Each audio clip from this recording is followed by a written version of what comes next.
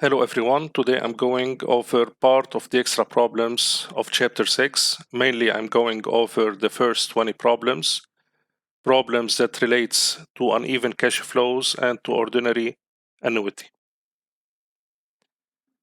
I'll start with uneven cash flows. First question, your parents have made you two offers. The first offer includes annual gifts of $10,000, $11,000, and $12,000 at the end of each of the next 3 years. The other offer is the payment of one lump sum amount today. You are trying to decide which offer to accept given the fact that your discount rate is 8%. So mainly we need to find the minimum amount that you'll accept today if you are to select the lump sum offer. So I'll start with my discount rate. So in this case, I have a discount rate of 8%. I have two offers. Offer 1, I'll be receiving mainly 3 payments of $10,000, $11,000, and $12,000. For the second offer,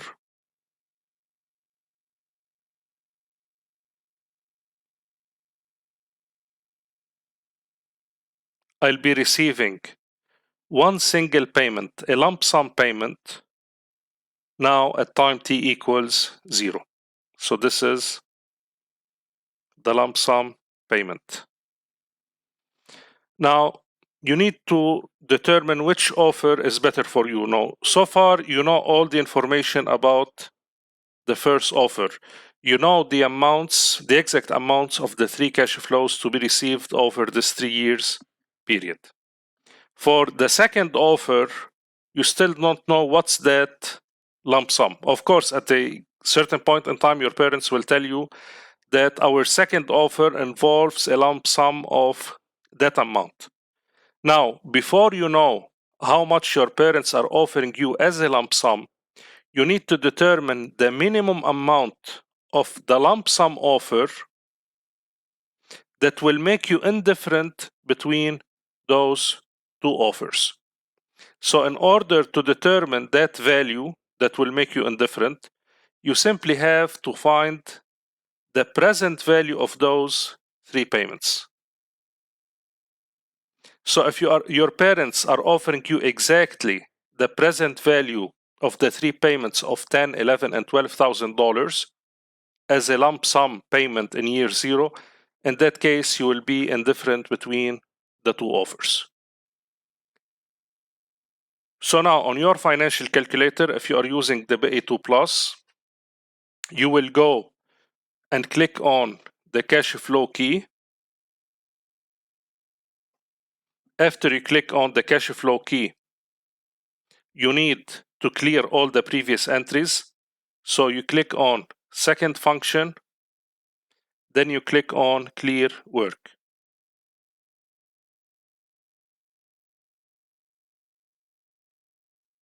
Now for CF0, you will leave it at 0. So you simply click on the down arrow. Then you will have C01 equals. So here you need type in 10,000, then enter, followed by the down arrow. F01 is 1. The frequency is 1, so you click on the down arrow.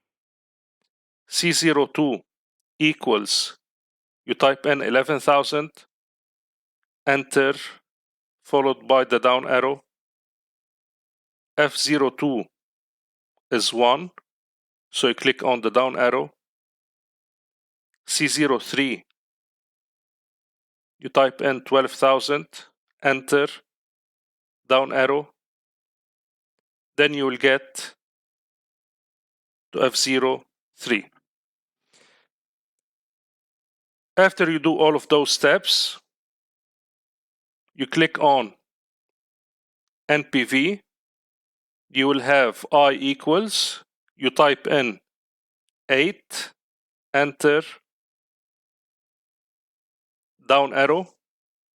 Then you're gonna see NPV again, and you click on compute.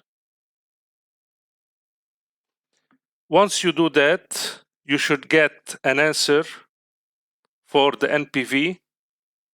So you will have NPV equals 28,216.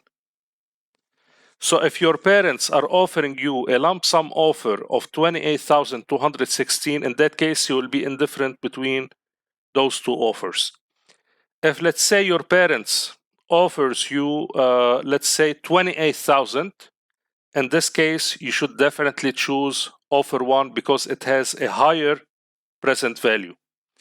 In case your parents offer you, let's say, $30,000, in this case you should definitely choose the second offer because it has a higher present value. Remember that whenever you want to compare between different offers, between different investments, maybe between different loans, you need to compare between those two investments at the same point in time. Because I cannot simply compare an amount to be received today with an amount to be received 2 years from today. I can either compare those two values at time t equals 0 or at time t equals 2. So for the amount to be received in the future, I can compute its present value to compare it with the amount to be received today, and of course I will end up choosing the higher amount.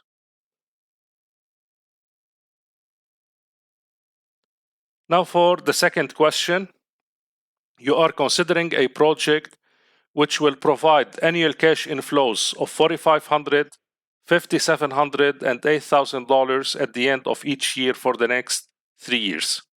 What is the present value of these cash flows given a 9% discount rate? So in this case, I have those 3 cash flows, 4,500, 5,700, and finally I have 8,000. I need to find PV given a discount rate of 9%. So once again, you click on the cash flow key, second, clear work. You will have CF0, you leave it at CF0 equals 0, because I do not have any cash flow at time t equals 0. For C01, I type in 4,500, enter, down arrow. The frequency, I keep it at 1. C02 equals 5,700, enter, down arrow. F02 is 1, down arrow. And then C03 equals 8,000, enter, down arrow. I will get here to F03 equals 1. Now I click on NPV.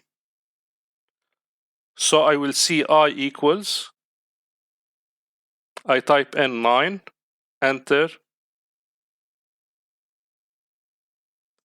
down arrow.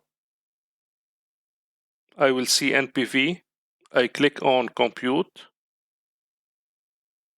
And the answer that I will be receiving is $15,103. So this is a direct question. However, now you can see that the problems are different than those in chapter 5, where you can directly get an answer for direct questions. Here even for the direct questions, there's some work that needs to be done, like all the entries that you have to do if you are using the BA2+. Now for number 3, you just signed a consulting contract that will pay you $38,000, $52,000, and $85,000 annually at the end of the next 3 years. What is the present value of these cash flows given a 10.5% discount rate? So that's exactly the same problem as the previous one. I have 3 cash flows, 38,000, 52. In year 3, I have 85. So I need also to use the cash flow key on my financial calculator. CF0 is going to be 0. C01 is going to be equal to 38,000. The frequency is 1. C02 is 52,000. The frequency is also 1. And finally, C03 equals 85,000 and the frequency is 1. I click on NPV. I, in this case, is equal to 10.5. I click enter down arrow. I see NPV again and I click on compute, and the answer is NPV equals $139,975.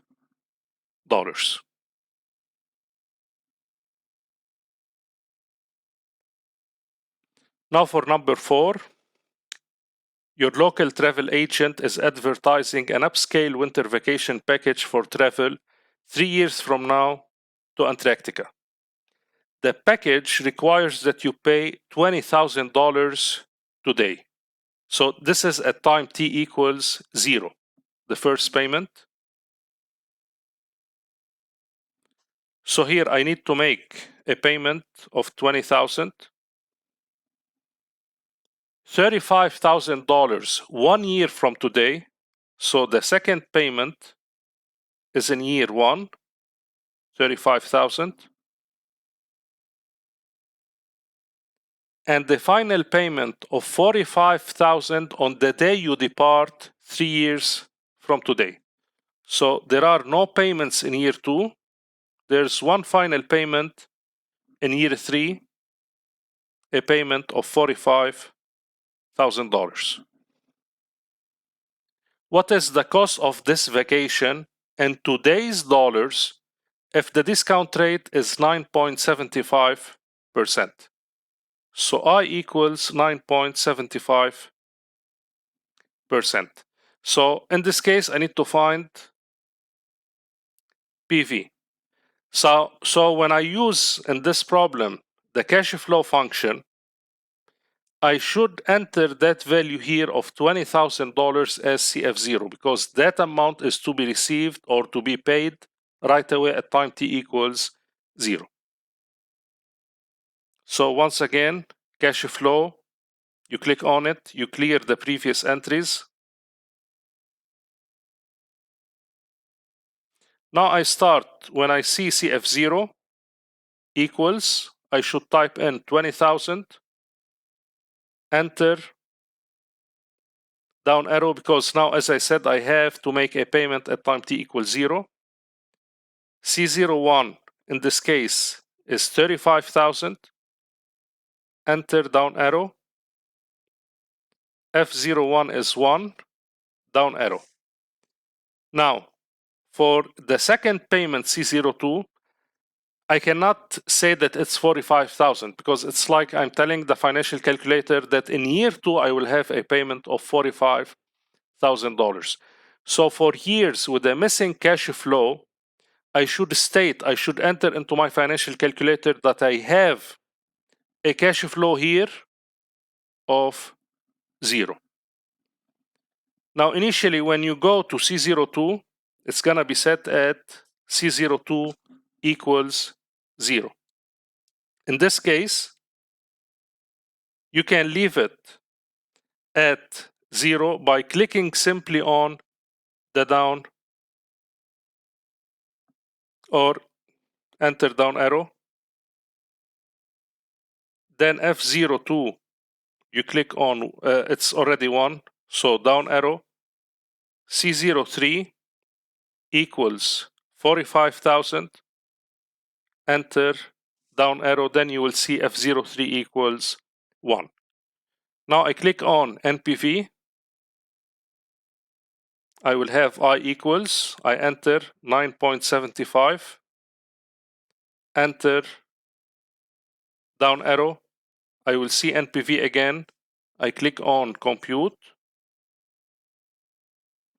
And in this case, I will have an answer of $85,931. Now, for the cash flows entries, remember that if you do not click on enter, the calculator will take the value of 0. So let's say you enter C01 equals 35,000, then you hit the down arrow without clicking enter. So if you go back using the up arrow to see the value of C01, you will see that C01 is still set at 0.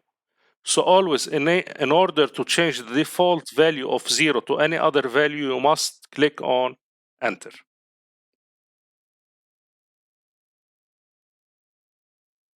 Now for number 5. 1 year ago, Deltona Motor Parts deposited $16,500 in an investment account for the purpose of buying new equipment 3 years from today. So here, when I draw the timeline, now instead of starting from year 0, I should start from year -1.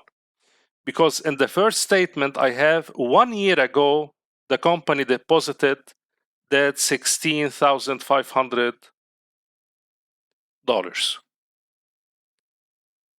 The company is going to buy the equipment in year 3.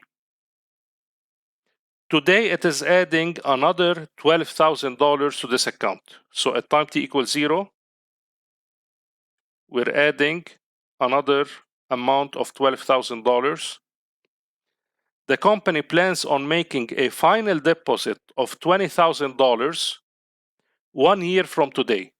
So in year 1, there's another deposit of $20,000. How much will be available when it's ready to buy the equipment, assuming the account pays 5.5% interest? I equals 5.5%. Now the company is going to buy the equipment in year 3. So I need to determine the future value of those 3 amounts, the $16,500, the $12,000, and the $20,000.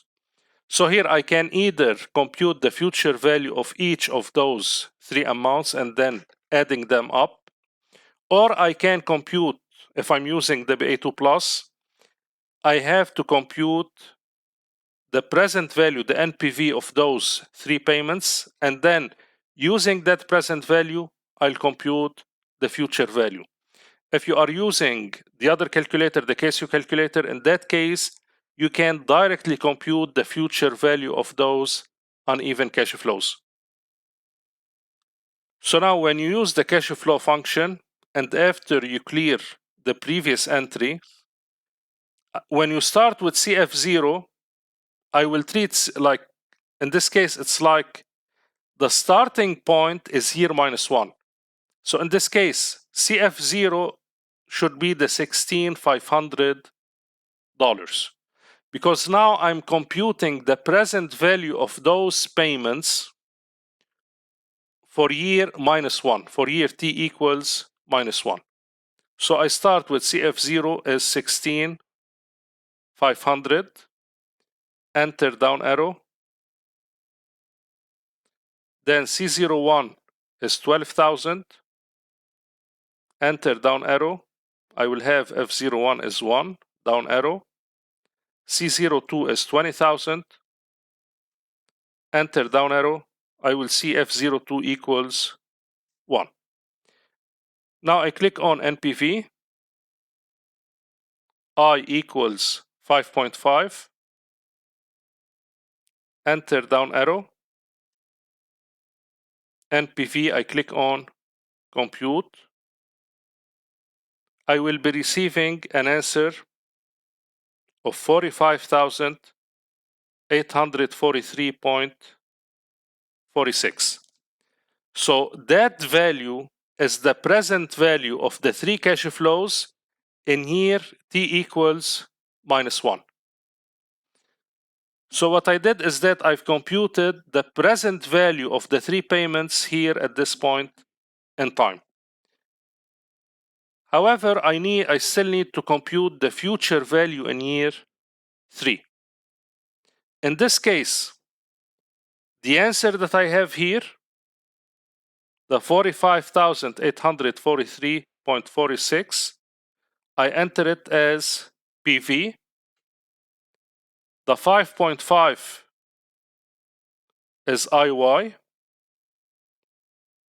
The number of years N is 4, because I'm moving now from year -1 till year 3. And whenever, like when you want to compute the number of years between two different points in time, simply you take the later year minus the earlier year. So in this case, 3 minus -1, this will give you 4 years. Then you click on compute future value. The answer in this case is 56,792. So that's the answer. This is the amount available for the corporation in a 3 years period.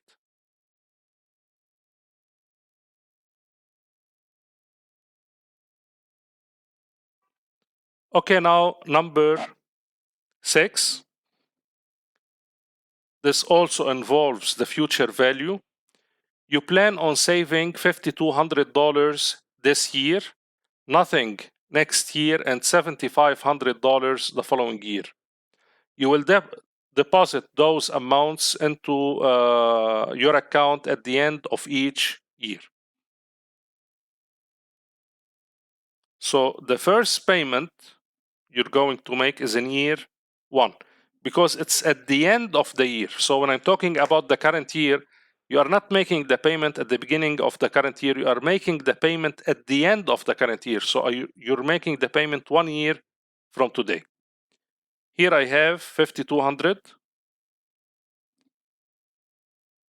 In the following year, you are not making any deposit. So in this case, the cash flow should be 0.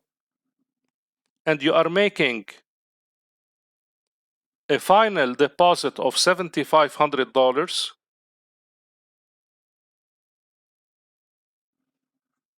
in year 3. What will your investment account be worth at the end of year 3 if you can earn 8.5%? So now I equals 8.5%. So once again, I'm gonna use the cash flow function. I'm gonna clear the previous entries. In this case, I will have CF0 equals to 0. I do not have here any cash flows at time t equals 0. C01 is the 5,200. F01 is 1. C02 is equal to 0 with a frequency of 1. And finally, C03 is equal to $7,500 with a frequency of 1. I click on NPV. I equals 8.5%. Enter down arrow. I will see NPV again. I click on compute. The answer is 10,664.44. So what I have computed so far is the present value of those payments over the upcoming 3 years. Now I should compute the future value of those amounts. So I'm going here from t equals 0 till year 3 to compute the future value. So now I need to use the time value of money keys on the third row of the BA2 plus. And here, of course, I'm going to start by clearing the previous entries. So I click on the second function, clear time value of money. Then I make the following entries: 10,664.44, this is PV, 3N, 8.5 IY, I compute FV, and the answer is 13,621.57. And of course, the answer that you will be receiving on your financial calculator will have a negative sign, just to imply that the cash flow of 13,621.57 is going to an opposite direction of that of the present value of 10,664.44.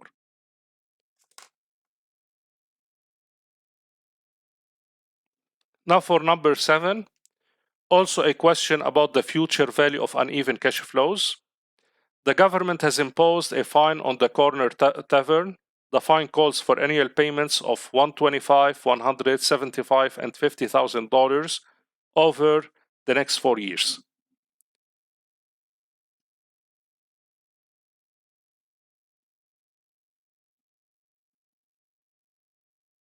So here I have 125,000, 175, and 50,000. The government plans to invest the funds until the final payment is collected and then donate the entire amount, included the investment earnings, to help the local community shelter. The government will earn 5.5% on the funds held. So I equals 5.5%. How much will the community shelter receive 4 years from today? So once again, I need to compute the present value of those cash flows. So I'm going to use the cash flow key. And after clearing the previous entries and keeping CF0 at 0, I will have C01 equals 125,000. The frequency is 1. C02 is 100,000. C03 is 75,000. And C04 is $50,000.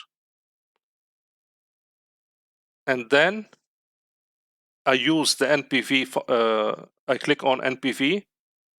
I will have I equals, I click 5.5, enter down arrow, and then I compute NPV.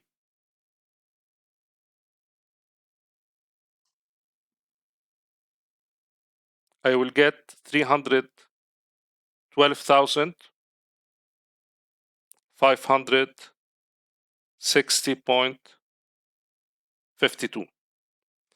So now this is the present value. I should compute the future value. So now I use the time value of money functions. I clear TVM.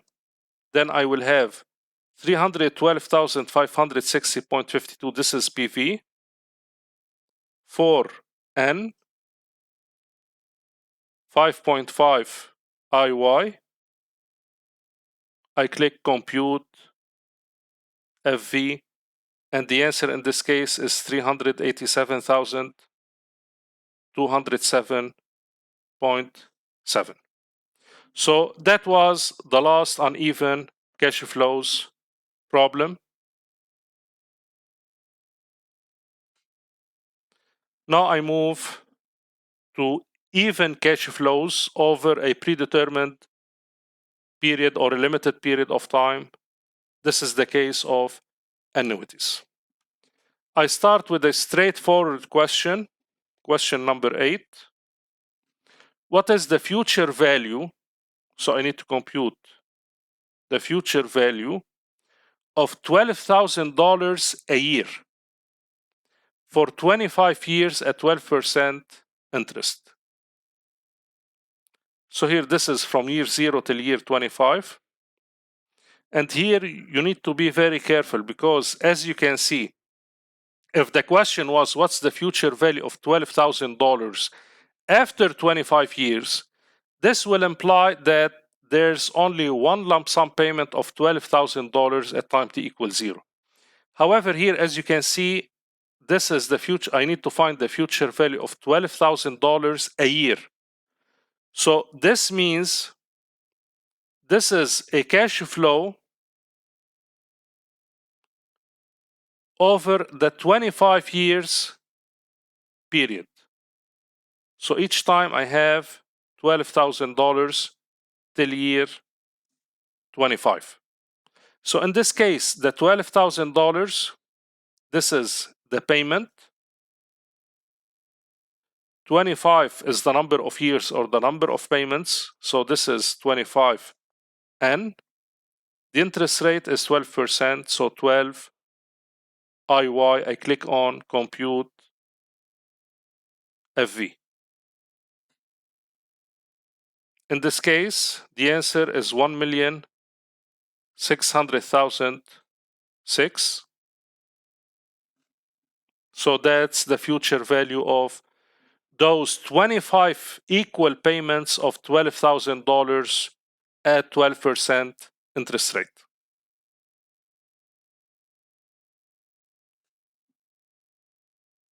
Number 9. Atlas Insurance want to sell you an annuity which will pay you $1,600 per quarter.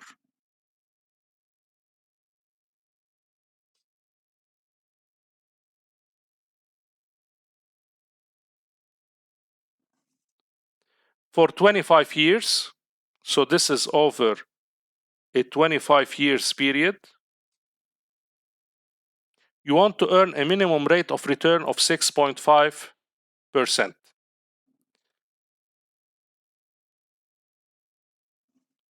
What is the most you are willing to pay as a lump sum today to buy this annuity? Whenever you are asked about the value of an investment today, or how much you are willing to pay, or the maximum that you may pay for something, you are mainly asked to find the present value. So now if I want to draw the timeline, this annuity is over a 25 years period. However, those payments are made quarterly. This means I will have 4 equal payments each year. Each of those payments is of $1,600. So in that case, I need to make some adjustments before I can compute the present value of all of those payments. The adjustments that I'm going to make will affect the number of payments, and they will affect the interest. Because in this case, I have quarterly payments. This means I have 4 payments in a year. So in this case, I can start by saying that the $1,600 is the payment. Now, the number of payments, now instead of taking the number of years, because in the past I used to enter the number of years as the number of payments, because all the payments were made annually. They were made on a yearly basis. Now I should adjust that value. So mainly I have 25 years, and each year I have 4 payments. So I need to multiply 25 by 4 equals, I will get an answer of 100. I click on N. The second adjustment that I need to make involves the interest rate. The 6.5% is mainly an annual interest rate. So I need to adjust that annual rate in order to get a quarterly rate. So if I'm getting 6.5% a year, how much interest I'm getting per quarter? So now what I need to do is to divide 6.5 by 12, by 4, because here I'm talking about quarterly payments. I will get an answer of 1.625, and this will be IY. Now, whether for N or for IY, now for N, you may easily know the answer. You don't need to type 25 times 4. You can directly type N100. For the interest, it may be like more complicated. So in this case, you click on the annual interest rate 6.5 divided by 4. You should click on the equal button before you click on IY. Otherwise, the calculator will take the last value of 4 as IY. Now I click on compute PV, and the answer now is 78,818.41. So that's the value, that's the maximum value that you should be willing to pay to buy this annuity. Number 10, you are considering an annuity which costs $160,000 today. When you have the cost, this is the present value, 160,000. The annuity pays 17,500 a year. So the payment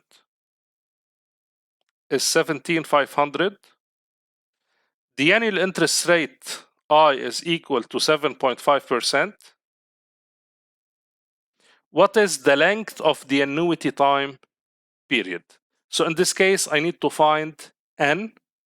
The payments are made annually. So when I find N, this is gonna be the number of years.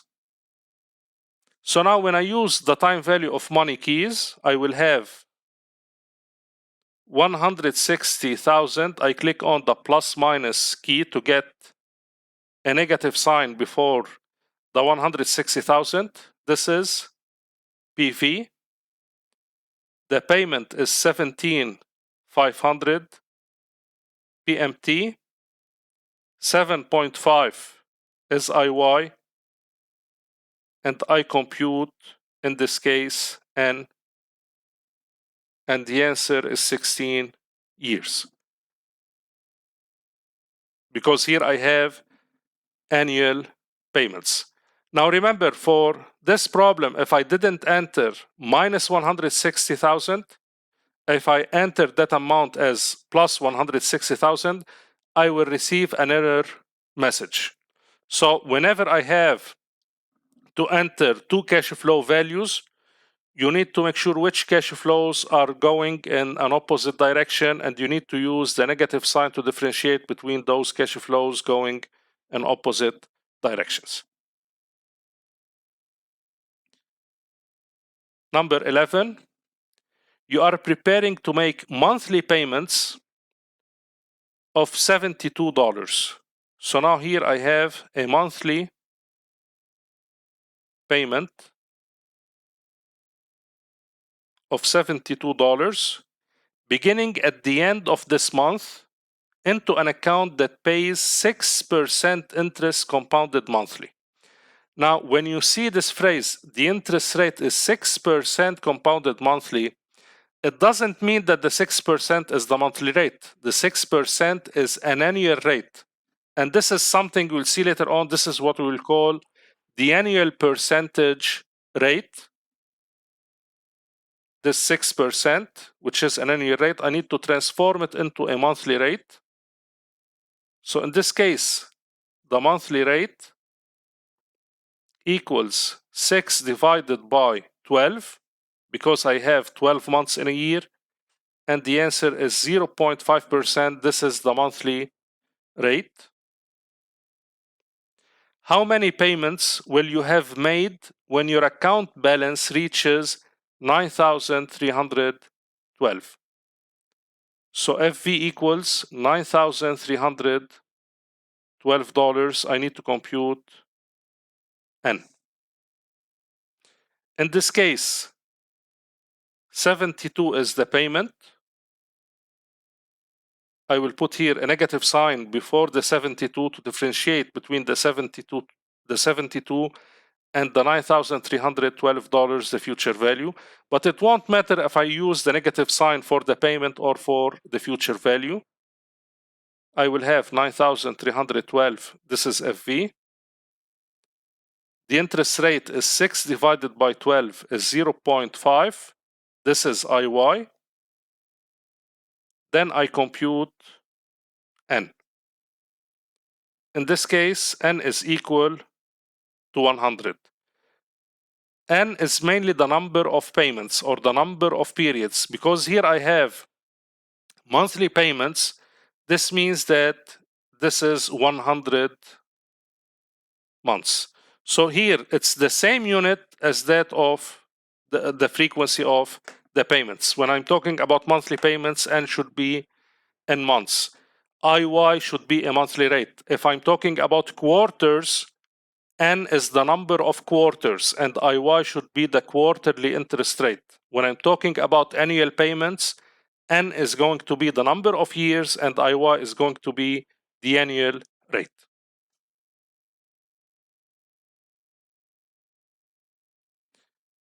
Now for number 12,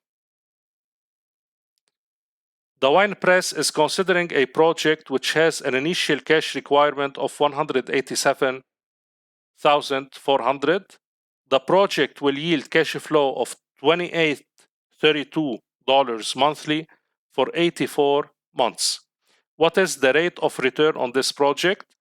So mainly I have the following. PV is 187,400. PMT 28.32. This is a monthly payment. And N is 84 months. So now, minus 187,400, this is PV. 28.32, this is PMT. And N, I already have that value in months, so 84 is N. If I had N in years, I should multiply it by 12 to get the number of months. Then I compute IY. Now, in this case, when you compute IY, the answer that you will be getting is the monthly rate. So mainly what you will be getting on your financial calculator is 0.5867. This is the monthly rate.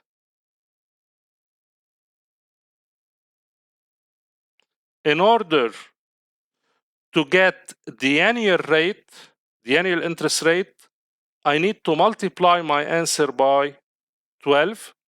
I multiply 0.5867% by 12, and the answer is 7.04%.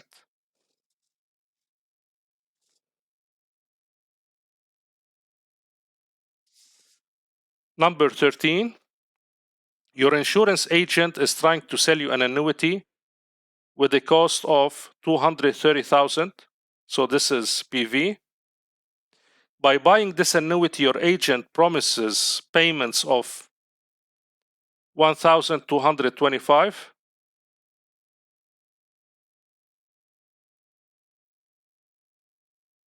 a month. So these are monthly payments.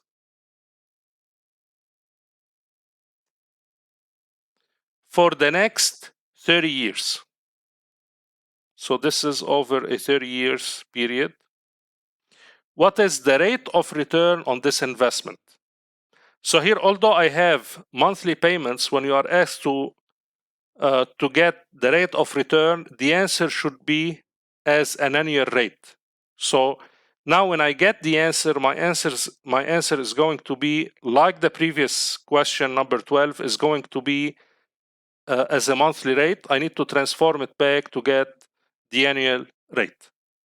So now I have the following: minus 230,000, this is PV. I have 1,225, this is payment. And the number of payments is 30 years times the number of payments in a year, which is 12, equals 360. This is N. Then I compute IY. And IY that I will be getting in this case is mainly the monthly rate. So mainly you will be getting 0.4108%. I multiply the answer by 12. I will get 4.93%. So this is mainly the rate of return on the project.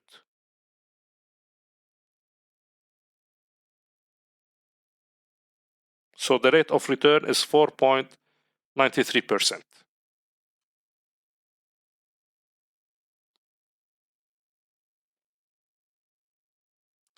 Number 14, you are borrowing 17,800 to buy a car. The terms of the loan call for monthly payments for 5 years at 8.6% interest. What's the amount of each payment? So now mainly at time t equals 0, you are borrowing that amount, 17,800. Then you are making monthly payments over a 12 years, over a 5 years period. But each year you are making, like over this period, you are making monthly payments. So each year you are making 12 equal payments. You need to make in total 60 monthly payments in order to pay back the loan. Here you are asked to determine the value of that monthly payment. How much should you pay to the bank each month? So here I start with 17,800. As this is the only cash flow, I have it as an entry. I do not have to add here a negative sign. So this is PV. The number of payments is 5. The number of years times the number of payments in a year. So 5 times 12 is 60. This is N. The interest rate on the loan is 8.6. However, this is the annual interest rate. So I need to divide it by 12. So you have 8.6 divided by 12. You click on equal. Then whatever answer you have, this is IY. Then you compute the payment. And here you will be getting the monthly payment that you should be making. And the answer is 366.05.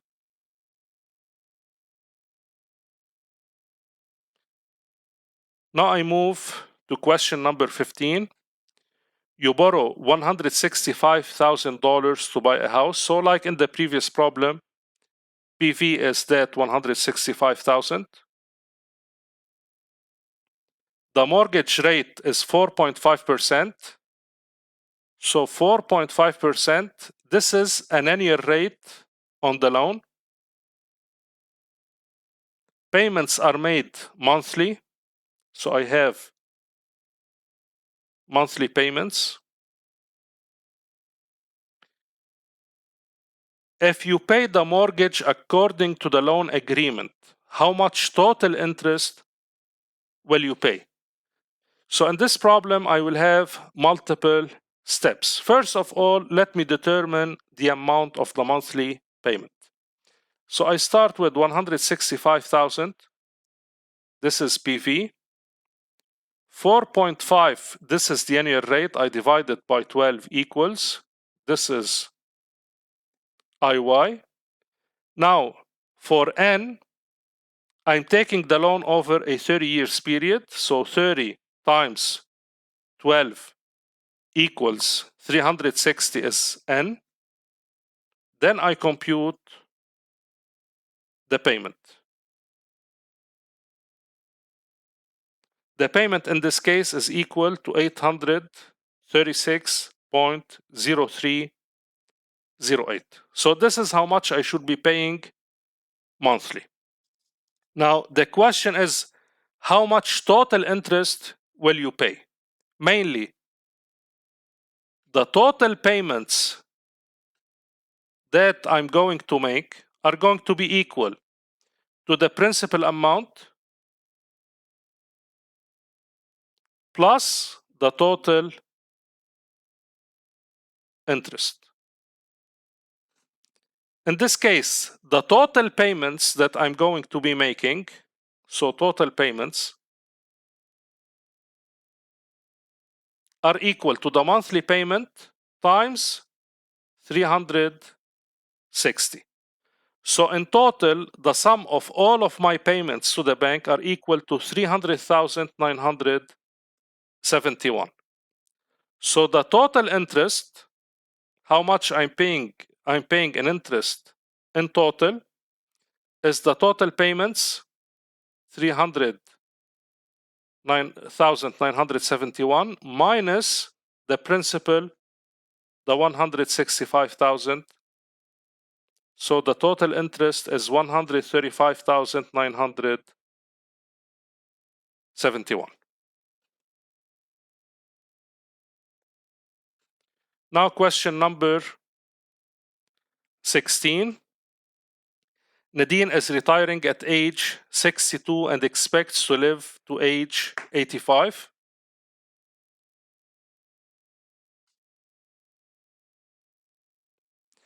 On the day she retires, she has $402,000 in her retirement savings account. So here we have $402,000. She is somewhat conservative with her money and expects to earn 6% during her retirement years. So the annual rate is 6%. How much can she withdraw from her retirement savings each month? So mainly Nadine will have $402,000 once she retires. Each month till she's 85 years old, she wants to withdraw an equal amount. So we need to determine the amount that she can withdraw from her retirement savings each month if she plans to spend her last penny on the morning of her death. So once she's 85, with that last withdrawal, there's nothing left in her account. So in this case, the 402,000, this is PV. 6 divided by 12 equals 0.5. This is IY, the monthly rate. Now I need to determine N, the number of payments. So 85 minus 62, I have 23 years. So over a 23 years period with monthly payments, so I multiply by 12, 23 times 12 equals, this is N. Compute payment. So mainly Nadine can withdraw each month from her account $2,688.77.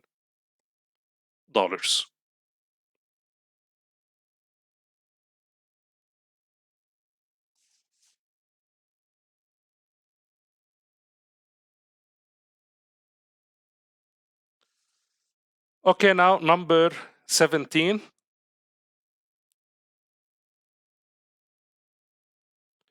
Kingston Development Corporation purchased a piece of property for $2.79 million.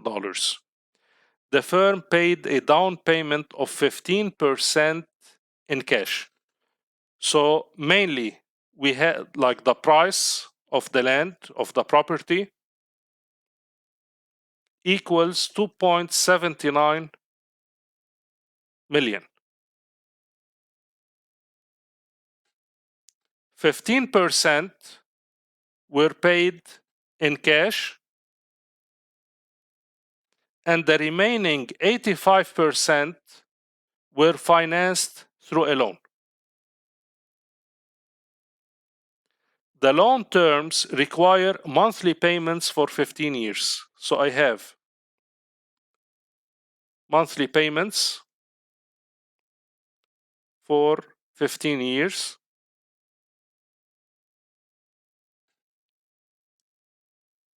At an annual percentage rate. Annual percentage rate. So this is the annual interest rate is 7.75% compounded monthly because I have monthly payments. What's the amount of each mortgage payment? So I need to find PMT. Now, before I compute PMT, I need to compute the value of the loan, the amount of the loan. The loan equals 85%, 0.85 times 2.79 million. Because remember, we didn't get a loan of 2.79 million because we did finance part of the purchase with cash.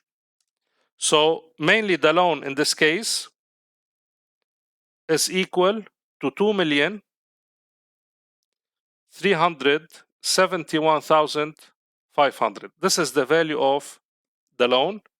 This will be the present value. 7.75 divided by 12 equals, this is IY. The number of payments is 15 years times 12 payments a year equals 180. This is N. Finally, I compute the payment. The payment is 22,322.35.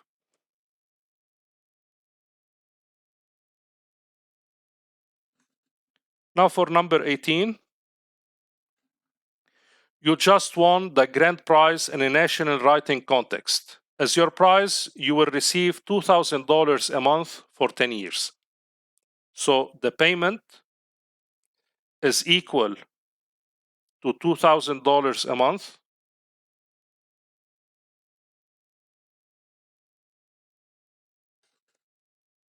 for a 10 years period.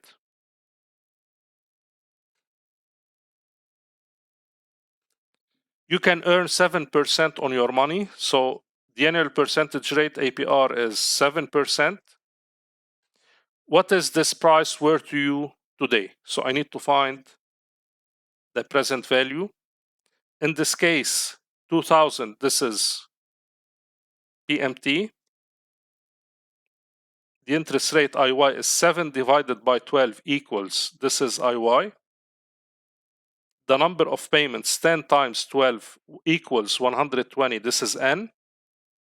Then I compute PV.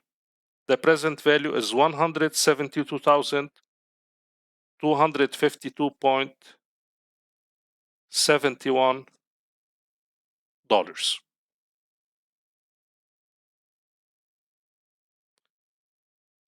Number 19. Your employer contributes $50 a week.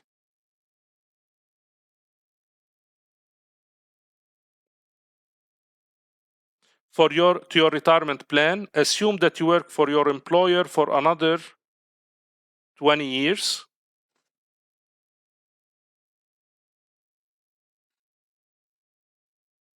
And that the applicable discount rate, the annual percentage rate, is 9%. Given these assumptions, what is this employee benefit worth to you today? In this case, I need to find PV. $50 is the payment. the interest rate, I need to compute here the weekly interest rate. Now, the number of weeks in a year is 52. So mainly you have 52 weeks in a year.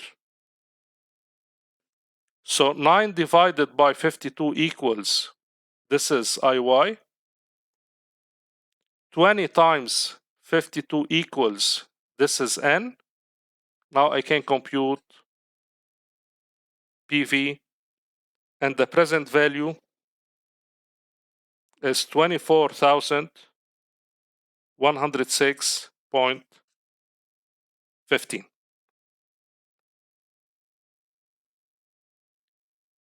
So this is the answer for question number 19. I will leave number 20 to the second recordings for the rest of the extra problems. So mainly you will have the problems from number 20 till the end in another recording.